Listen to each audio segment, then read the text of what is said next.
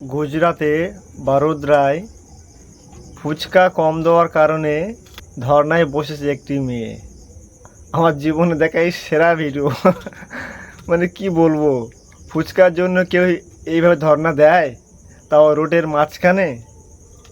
আজব ঘটনা, ভিডিওটি দেখুন।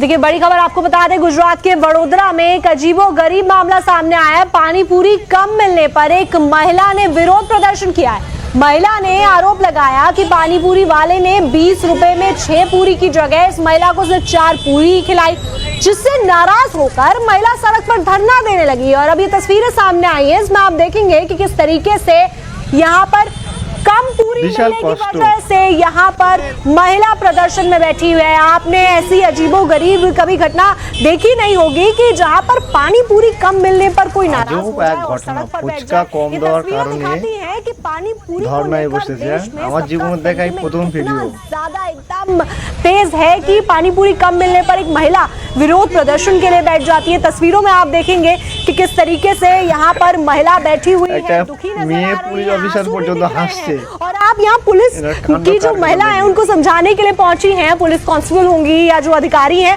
वो यहाँ हंस भी रही हाय अल्लाह, दुनियाয় আরো কত কি না দেখতে হবে এই দুনিয়াতে। ফুচকার জন্য লোক ধর্নায় বসছে। ভিডিওটি কেমন লাগলো কমেন্ট বক্সে জানাবেন। ভালো লাগলে লাইক ও শেয়ার করবেন, পেজটিকে ফলো করবেন। ভালো থেকো সবাই।